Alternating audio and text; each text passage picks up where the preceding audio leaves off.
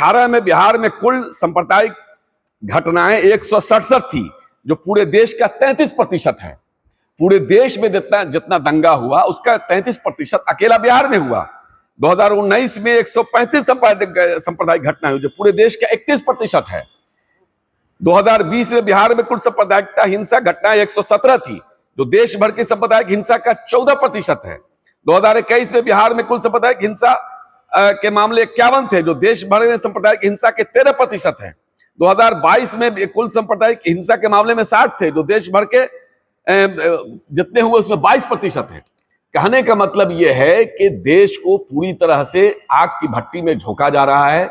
ये एक हिंदू मुसलमान को आपस में लड़ाने की एक बड़ी साजिश हो रही है।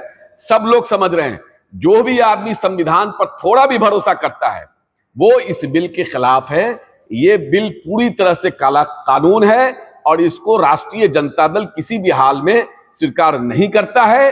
पार्टी के नेता ये कह रहे थे, एक एमएलसी साहब हैं, वो कह रहे थे कि अमित शाह जी ने समझा दिया है।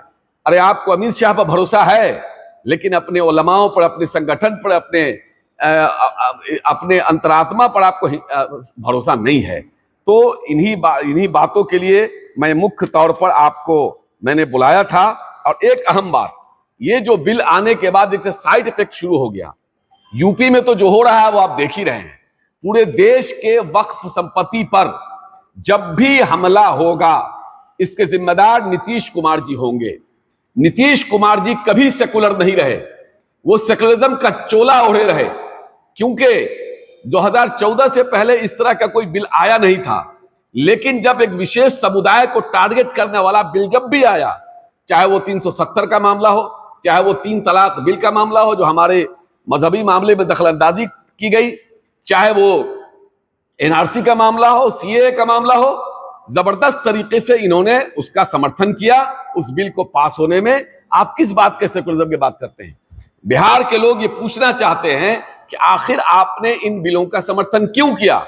और हद तो जब हो गई जब हमारे मस्जिद, मदरसे, खानकाहों पर और हमारे इदारों पर हमला करने वाला बिल आया, तो आपने उसका खुल के समर्थन ही नहीं किया, बल्कि उसकी दलील में आपने मुसलमानों को नीचा दिखाने की कोशिश की।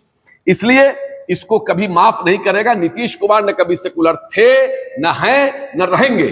नीतीश कुमार जी ने हमेशा कॉमनल एजेंडे का समर्थन किया। आपसे यह सवाल नहीं किया जा रहा है कि आपने क्या काम किया, नहीं किया। काम तो होता है, होता रहा है। और काम जो आदरणीय लालू प्रसाद यादव जी ने किया है, राबड़ी जी ने किया है, वो कोई नहीं कर सकता है। चाहे वो कब्रिस्तान की घेराबंदी का हो, आदरणीय लालू प्रसाद यादव जी ने इसको शुरुआत की थी। इसी तरह से चाहे वक्फ बोर्ड का मामला हो, चाहे वक्फ बोर्ड के जो कब्जा की हुई जमीन है, उस पर आदरणीय लालू प्रसाद यादव जी ने कहा था कि जितने भी डक बंगला हो या अगल बगल जो वक्फ की संपत्ति है, उस पर जो लोग कब्जा किए हुए हैं उनको छोड़ाना होगा, उन कब्जे से आजाद कराना होगा। तो आप देखिए मोतिहारी में, ये आप देख सकते हैं, पकड़िए, ये देखिए, ये मोतिहारी में किस तरह से एक वक्फ की जमीन को कब्जा करने के लिए अपराधी लोग पहुंचे। 2 तारीख को बिल पास होता है और 4 तारीख को अपराधी लोग मोतिहारी में उस वक्फ की जमीन पर कब्जा करने के लिए पहुंचे। ये 4 अप्रैल को बड़ा बरियारपुर में दबंगों द्वारा वक्फ बोर्ड की जमीन को नाजायज तरीके से कब्जा करने के मंसूबे के साथ जब ये लोग उतरे, तो वक्फ कमेटी के अध्यक्ष सैयद मुबीन अहमद और नूर मोहम्मद वक्फ स्टेट के मुतवल्ली की सूझबूझ की वजह से सारे लोग वहां जमा हुए, भारी तादाद में जमा हुए और पुलिस बल आई। अफसोस की बात यह है कि सीओ और थाने आए वहां पर लोगों के कहने पर, लेकिन उन अपराधियों को यह कह के छोड़ दिया गया कि आइंदा आप ऐसा काम नहीं करेंगे। किसी मर्डरर को कहा जाएगा कि तुमको कोई सजा नहीं दे रहे हैं, आइंदा तुम मर्डर नहीं करोगे, तो वो मान जाएगा क्या? नहीं मानेगा। तो यकीन